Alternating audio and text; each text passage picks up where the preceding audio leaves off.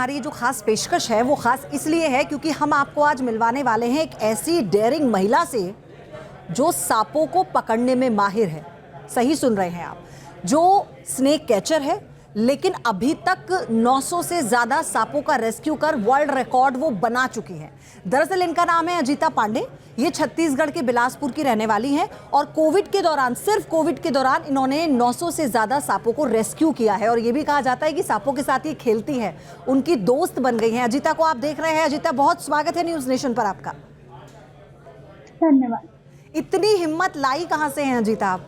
मतलब एक लड़की, कहते हैं ना कि लड़कियां तो कॉकरोच से डर जाती है, इस तरह के मजाक बनाए जाते हैं, छिपकली से डर जाती है, तो सांप तो बहुत दूर की बात है, इतने सांपों का रेस्क्यू। हाँ जी, कहते हैं ना कि घर का जैसा माहौल होता है बच्चे वैसे ही निकलते हैं। तो मेरे घर का भी माहौल ऐसा ही था कि सारे एनिमल्स और जितने हमारे आसपास के जो जीव जंतु हैं उनको भी तकलीफ होती है, ये मेरे घर वालों ने समझाया और कहीं ना कहीं इनकी मदद के लिए हाथ आगे बढ़ना चाहिए, ऐसा मैंने सोचा और रेस्क्यू स्टार्ट किया। तो अच्छा, मुझे ये बताइए अजीता, आप कितने सांपों का अभी तक रेस्क्यू कर चुकी हैं? कुल कितने सांपों को आप बचा चुकी हैं? जैसे कि मैं बताना चाहती हूँ कि मैं पिछले 10 सालों से स्नेक रेस्क्यू का काम कर रही हूँ, तो हजारों सांपों का मैंने सेफली रेस्क्यू करके सुरक्षित उन्हें उनके एरिया पे रिलीज किया है। और कोविड के वक्त में मैंने 984 सांप पकड़ के सुरक्षित रिलीज करने का फॉरेस्ट डिपार्टमेंट के सामने golden book of world record में नाम दर्ज कराया है। छत्तीसगढ़ प्राकृतिक संपदा से भरपूर है और बिलासपुर, उसके आसपास का जो इलाका है, जंगलों से एकदम ढका हुआ है, घना इलाका है, बहुत ही वहाँ पर ग्रीनरी है, तो सांप आ जाना बहुत लाजमी है ऐसी जगहों पर। तो फिर कैसे आप रेस्क्यू करती हैं, कैसे आपको कॉल आती है और फिर किस तरह से आप एक्शन मोड में आती हैं? हम चाहते हैं इसे विस्तार से आप बताइए। हाँ जी, जैसे कि मानसून का वक्त है या फिर सांप हम इंसानों के आसपास रहता ही है। ये एक वन्य जीव है जो कि हम ह्यूमंस के आसपास रहना इनका जरूरी भी है। तो मानसून के वक्त बहुत ज्यादा ऐसा स्थिति होता है जिसमें सांप बाहर में पानी भर जाने की वजह से घरों के अंदर आ जाते हैं, और जैसे जिनके भी घर पे सांप निकलता है वो वन विभाग या फिर किसी भी एनिमल रेस्क्यूअर से या फिर पुलिस की सहायता से हमें जानकारी मिलती है और हम वहाँ पे जाके सुरक्षित रेस्क्यू करके उसे रिलीज करते हैं। सबसे खतरनाक सांप का रेस्क्यू आपने जो किया हो हमें बताइए, और वो कितना चैलेंजिंग रहा, और क्या इस दौरान ऐसा हुआ कभी आपको स्नेक बाइट भी हुई? हाँ जी, सबसे हमारे मतलब छत्तीसगढ़ में कहा जाए तो सिर्फ 5% जो सांप होते हैं वो विषधारी होते हैं, मतलब वेनेमस होते हैं, बाकी सब नॉन वेनेमस होते हैं। तो जो कोबरा है जिसे हम गौआ डोमी के नाम से जानते हैं, फिर नाग कह सकते हैं, इसके अलावा कैरेट प्रजाति के अहिराज और घोड़ा कैरेट है ये, और एक लास्ट वेसल वाइपर। तो ये 4 सांप होते हैं वेनेमस। और सबसे ज्यादा चैलेंजिंग हमारे लिए तब होता है जब कोई भी वेनेमस स्नेक को ऑलरेडी छेड़ के रखे होते हैं। तो डेफिनेटली बाइट होने की संभावना काफी ज्यादा हो जाती है, और अगर बाइट हो गई तब तो मुश्किल में पड़ना हो ही जाता है।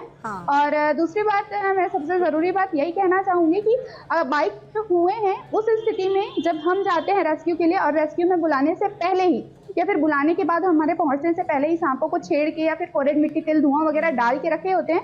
तो जब रेस्क्यूअर जाता है, पहुंचता है उस जगह पे रेस्क्यू करने के लिए, तो सांप को अपने जान का खतरा काफी ज्यादा महसूस हो गया होता है, तो वो रेस्क्यूअर को बाइट करने के चांस मतलब हो जाता है।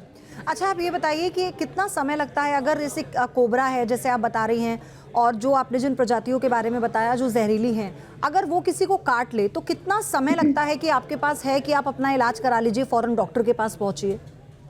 नहीं, या हम इस चीज के लिए कभी भी एक सटीक जवाब नहीं दे सकते, इसकी वजह से क्योंकि हर सांप एक अपने कितना जहर इंजेक्ट करता है बॉडी में, मतलब कितना विष इंजेक्ट करता है बॉडी पे, उस पर डिपेंड करता है। पर अगर किसी भी इंसान को एक विषधारी अगर सांप काटता है तो उसे पूरे शरीर में फैलने के बाद ब्रेन के बाद हार्ट में जाने तक का एक वक्त लगता है। जैसे कि हम अपना मिनिमम या फिर संभावित जो वक्त होता है उन्हें हम बता सकते हैं कि 30 से 45 मिनट। अगर इस बीच में एंटीवेनम लग जाता है, अगर विषधारी सांप ने काटा है तो डेफिनेटली 99% चांसेस हैं कि उनकी जान बच सकती है। अच्छा, सबसे अब तक का टफ रेस्क्यू कौन सा था आपके पूरे जीवन में? 10 सालों से आप सांपों को रेस्क्यू कर रही हैं, सबसे टफ कौन सा आपका रेस्क्यू था? सांप को पकड़ना उतना मुश्किल नहीं होता है जितना हमें उस सिचुएशन को हैंडल करना होता है। अभी कुछ दिन पहले की बात है, एक रेस्क्यू था, हमें जानकारी मिली, हम रेस्क्यू वाले स्पॉट पे पहुंचे हैं और हमारे पहुंचने से पहले ही उस सांप को बहुत ही दर्दनाक मौत दे दी गई थी। वो वाली कंडीशन हमें बहुत ज़्यादा मुश्किल में डाल देती है, क्योंकि हम अपना सारा तन मन धन लगा के बचाने की कोशिश में लगे होते हैं और लोग बिल्कुल भी इन चीज़ों को समझने की, कई लोग, बहुत सारे लोग काफ़ी ज़्यादा अच्छे तरीके से भी बिहेव करते हैं, बट कई कंडीशन में ऐसे होते हैं कि हमारा जाना वहाँ पे बेवजह हो जाता है और हमारे जाने से पहले ही बच्चों को मार दिया जाता है। तो वो वाला कंडीशन हमें काफ़ी ज़्यादा मुश्किल में या फिर तकलीफदायक दे देता है। लेकिन अजिता, आपको नहीं लगता कि लोगों को भी कम जानकारी है, क्योंकि सांप का मतलब ही अपने आप में डर होता है? हाँ जी, ये तो मैं सबसे पहले ये कहना चाहती हूँ कि अवेयरनेस बहुत ज़रूरी है। तो मैं लोगों को यही कहना चाहती हूँ, कभी भी सांप निकलता है घर पे तो फोरन मिट्टी तेल धुआं बिल्कुल ना डालें, दूरी बना के रखें, पेशेंस रखें, पैनिक मत होइए। आप हड़बड़ाएंगे तो गड़बड़ी होगी ही। वन विभाग को, रेस्क्यूअर को कॉल करें, थोड़ा संयम बना के रखें, बस सिर्फ नज़र रखें। रेस्क्यूअर आएगा, बच्चे को सुरक्षित रेस्क्यू करेंगे और उसे उनके एरिया पे रिलीज कर देंगे। अजिता, हाल ही में मेरा अभी एक ऐसे ही स्नेक कैचर से मिलना हुआ था। वो हरियाणा में रहते हैं। उन्होंने भी कई सांपों को रेस्क्यू किया है। वो भी वन विभाग को दे देते हैं उन्हें कोबरा ने काट लिया था, तो उनके अंगूठे पे बाकायदा निशान है। वो बहुत ही ज़्यादा डेंजर और बहुत ही हार्ड बाइट थी उनके अंगूठे पर। तो लेकिन उन्होंने कहा कि लोग ना, जब सांप काट लेता है तो तंत्र मंत्र में पड़ जाते हैं और फिर ये होता है कि इतनी देर हो जाती है कि लोगों की ज़िंदगी ख़त्म हो जाती है। उन्होंने कहा कि मैं 40 मिनट से पहले अस्पताल गया, मैंने फ़ौरन अपना इलाज कराया और मैं ठीक हो गया। अब जैसे इससे पहले भी मैंने बताया, 95% सांप जो होते हैं वो बिना जहर वाले हैं। तो ज़रूरी नहीं है कि सामने वाले को जो सांप काटा है वो जहरीला ही हो। वो बिना जहर वाला काटे रहते थे और वो बाबा तंत्र मंत्र के चक्कर में पड़ने के बाद वो ठीक होके आ जाते थे, क्योंकि वो बिना जहर वाला सांप काटा था। वैसे भी उनकी मृत्यु ही होनी थी। ऐसे में उनका भरोसा बाबा तंत्र मंत्र में ज़्यादा पड़ जाता है। तो जब वेनेमस स्नेक बाइट होता है, उस स्थिति में भी जब उन्हें लेके जाते हैं उस जगह पे, तो चूंकि वेनम स्नेक वाला काटा है तो एंटी वेनम ही उसका बचाव है, पर उनके तरफ से उनकी मृत्यु हो जाती है और उनका कहना होता है कि आप समय से के बाद लेके आए हैं या फिर आपको आने में लेट हो गया है। तो मैं यही अपील करना चाहती हूँ, वेनमस स्नेक बाइट हुआ है तो एंटी वेनम ही उसका एकमात्र इलाज है। आप बेशक तंत्र मंत्र में आपको जाना है जाइए, पर पहली प्राथमिकता आप अस्पताल को दीजिए, एंटी वेनम लगवाइए, उसके बाद आपसे जो उचित होता है वो करिए। तो ऐसा भी कुछ है अजिता, अस्पताल पहुंचने से पहले जो आप अपना सेल्फ मेडिकेशन करते हैं उसमें भी कुछ किया जा सकता है? बस प्रिकॉशन बहुत ज़रूरी है। अगर किसी को स्नेक बाइट हो गया है, आप उसे आराम से बैठाइए, समझाइए कि आपको बिना जहर वाला सांप काटा है। उनका डर कम होगा, ब्लड सर्कुलेशन कम होगा, जहर का फैलने की जो अवधि है वो भी कम हो जाएगी। दूसरी बात, जिस जगह पे बाइट हुआ है उसको एक सादे पानी से धो देना चाहिए, क्योंकि अगर वेनम बाहर स्किन के बाहर लगा हुआ है वो चीज़ें क्लियर हो जाए या फिर धुल जाए, ताकि वो वापस ब्लड के कांटेक्ट में न आए।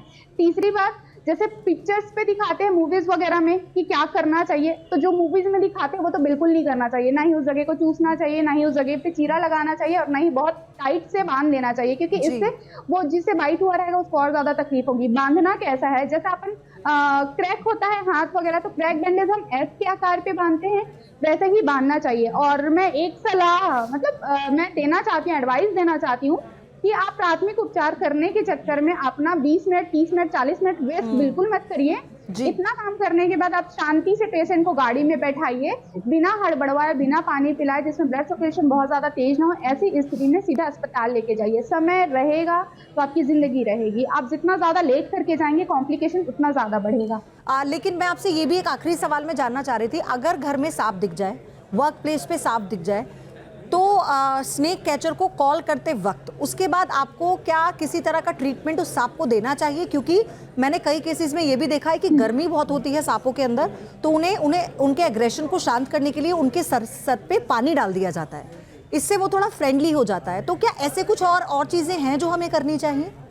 नहीं, मैं बस ये कहना चाहती हूँ, अगर किसी घर पे सांप निकल गया है तो वो केवल दूरी बना के रखे। विष नहीं है, सांप है, तब तो कोई इशू नहीं है, लेकिन विषधारी सांप है, अगर गलती से किसी घर वालों को बाइट कर गए तो फिर वो रेस्क्यूअर के ऊपर चढ़ जाएंगे। केवल दूरी बना के रखना है। और दूसरी बात ये भी नहीं कि वीक है तो बहुत ज्यादा एग्रेसिव है तो हम पानी डाल देंगे तो शांत हो जाएगा, नहीं, क्योंकि ठंड के वक्त में सांप ऑलरेडी उनकी बॉडी का टेम्परेचर और काफी ज्यादा लो हो गया रहता है, तो हर वक्त पानी डालने से सांप शांत होगा ये चीजें नहीं है। और कभी कभी लोगों की वजह से वो अग्रेसिव हो गया होता है, क्योंकि उसे अपने जान का खतरा ज्यादा महसूस हो गया रहता है। तो कभी भी आपके घर पे सांप निकलता है, दूरी बना के रखे, फोरेन मिट्टी तेल धुआं का उपयोग बिल्कुल ना करें, दूर से ही नजर रखे, रेस्क्यूअर को या फिर वन विभाग को जानकारी दे। अजिता, आपका बहुत धन्यवाद हमारे साथ जुड़ने के लिए। आपका वीडियो दर्शकों को हम दिखा रहे हैं और ये बताने की कोशिश कर रहे हैं कि जानवरों से प्यार करने के जो कई और उदाहरण हमारे सामने आते हैं, आप उन्हें रेस्क्यू कैसे कर सकते हैं, और ये फर्क नहीं पड़ता कि उसका रेस्क्यू कोई महिला कर रही है या पुरुष कर रहा है। दिल में जज्बा होना चाहिए, भाव होने चाहिए, और सबसे बड़ी बात, टेक्निक आपको आनी चाहिए। बहुत बहुत धन्यवाद आपका हमारे साथ जुड़ने के लिए। न्यूज नेशन अब व्हाट्सएप पर खबरों की ताजा अपडेट के लिए न्यूज नेशन के इस QR कोड को स्कैन करें।